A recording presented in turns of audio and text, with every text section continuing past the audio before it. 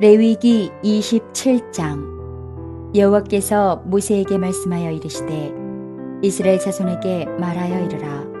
만일 어떤 사람이 사람의 값을 여호와께 드리기로 분명히 서원하였으면 너는 그 값을 정할지니 내가 정한 값은 20살로부터 60살까지는 남자면 성소의 세겔로 은 50세겔로 하고 여자면 그 값을 30세겔로 하며 5살로부터 20살까지는 남자면 그 값을 20세겔로 하고 여자면 10세겔로 하며 1개월로부터 5살까지는 남자면 그 값을 은 5세겔로 하고 여자면 그 값을 은 3세겔로 하며 60살 이상은 남자면 그 값을 15세겔로 하고 여자는 10세겔로 하라.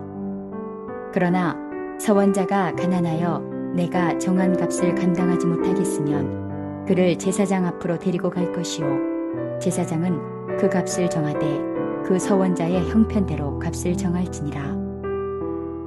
사람이 서원하는 예물로 여호와께 드리는 것이 가축이면 여호와께 드릴 때는 다 거룩하니 그것을 변경하여 우열간 바꾸지 못할 것이요 혹 가축으로 가축을 바꾸면 둘 다 거룩할 것이며 부정하여 여호와께 예물로 드리지 못할 가축이면 그 가축은 제사장 앞으로 끌어갈 것이요 제사장은 우열간의 값을 정할지니 그 값이 제사장의 정한 대로 될 것이며 만일 그가 그것을 물으려면 내가 정한 값에 그 5분의 1을 더할지니라. 만일 어떤 사람이 자기 집을 성별하여 여호와께 드리려 하면 제사장이 그 우열간의 값을 정할지니 그 값은 제사장이 정한 대로 될 것이며 만일 그 사람이 자기 집을 물으려면 내가 값을 정한 돈에 그 5분의 1을 더할지니 그리하면 자기 소유가 되리라. 만일 어떤 사람이 자기 기업된 밭 얼마를 성별하여 여호와께 드리려 하면 마지기 수대로 내가 값을 정하되 보리 한 호멜지기에는 은 50세겔로 계산할지며 만일 그가 그 밭을 희년부터 성별하여 드렸으면 그 값을 내가 정한 대로 할 것이요 만일 그 밭을 희년 후에 성별하여 드렸으면 제사장이 다음 희년까지 남은 연수를 따라 그 값을 계산하고 정한 값에서 그 값에 상당하게 감할 것이며 만일 밭을 성별하여 드린 자가 그것을 물으려면 내가 값을 정한 돈에 그 5분의 1을 더할지니 그리하면 그것이 자기 소유가 될 것이요 만일 그가 그 밭을 무리지 아니하려거나 타인에게 팔았으면 다시는 무리지 못하고 희년이 되어서 그 밭이 돌아오게 될 때에는 여호와께 바친 성물이 되어 영영이 드린 땅과 같이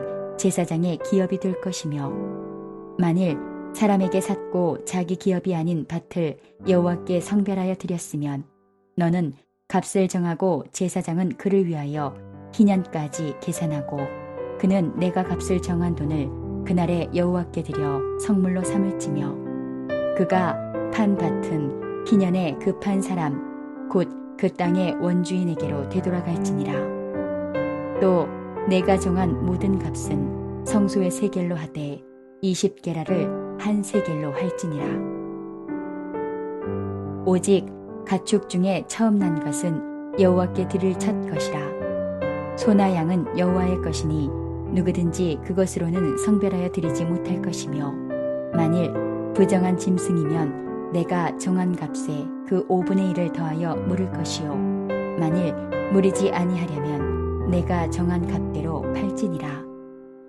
어떤 사람이 자기 소유 중에서 오직 여호와께 온전히 바친 모든 것은 사람이든지 가축이든지 기업에 바치든지 팔지도 못하고 무리지도 못하나니 바친 것은 다 여호와께 지극히 거룩함이며 온전히 바쳐진 그 사람은 다시 무리지 못하나니 반드시 죽일지니라.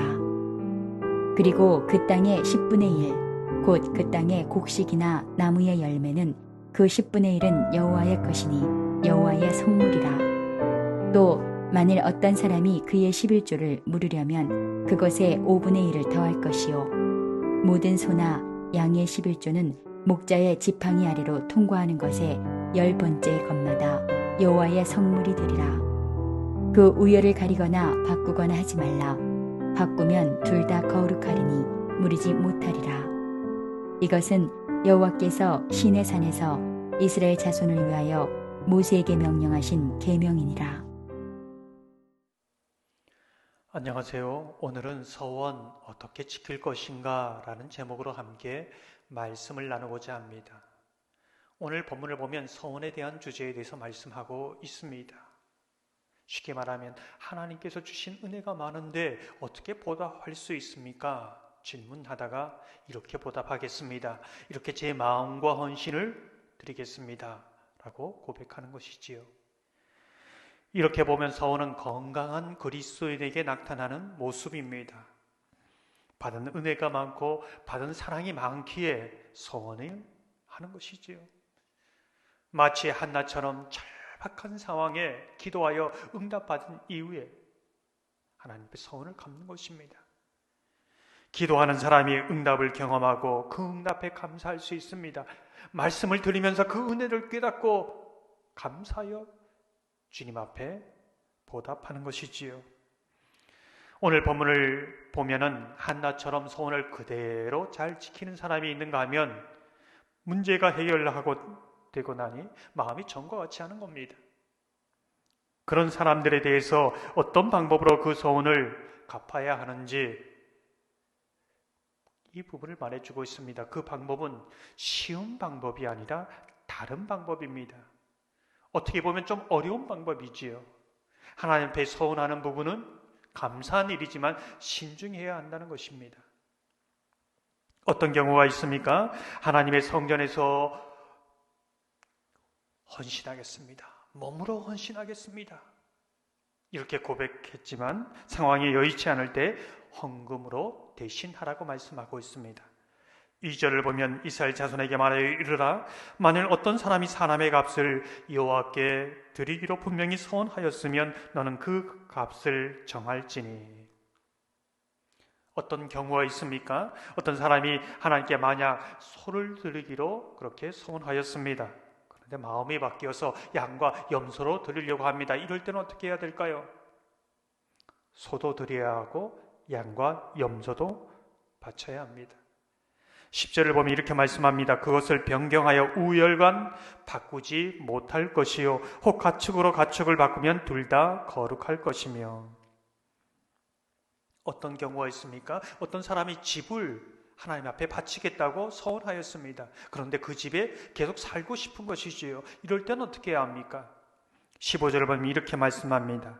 만일 그 사람이 자기 집을 물으려면 내가 값을 정한 돈의 그 5분의 1을 더할지니 그리하면 자기 소유가 되리라. 원래 바치려고 했던 그 집값의 20%를 더 헌금하라는 뜻입니다.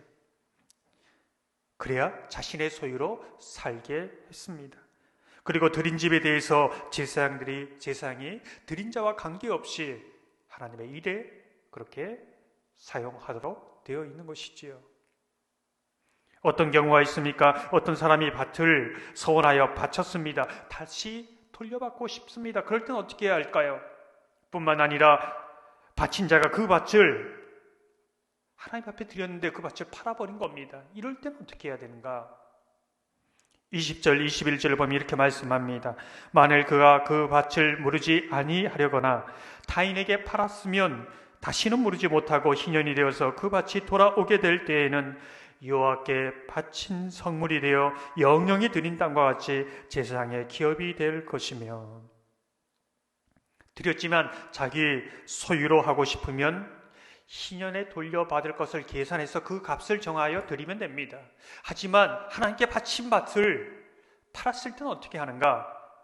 희년이 되어도 자기의 소유로 돌아오지 않습니다. 영영한 하나님의 기업으로 남게 되는 것이지요. 어떤 경우가 있습니까? 가축의 처음 것은 하나님께 드려야 합니다. 근데 그 가축을 돌려받고 싶습니다. 11조의 개념이지요. 그 가축을 자신의 소유로 하기를 원할 경우에 20% 추가하여 그 값을 지불합니다. 31절을 보면 이렇게 말씀합니다. 또 만일 어떤 사람이 그의 11조를 물으려면 그것의 5분의 1을 더할 것이요.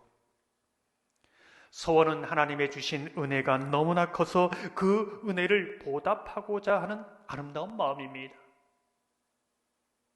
하지만 서원을 지키는 것은 은혜를 구하는 것만큼 믿음으로 이루어져야 하는 것이지요. 저와 여러분이 아름다운 서원을 하나님 앞에 드리는 복된 삶이 되시기를 소망합니다. 더 많은 은혜, 이 서원을 지켜가면서 더 큰 은혜를 누리는 축복된 그러한 신앙생활이 되기를 주님의 이름으로 축원합니다.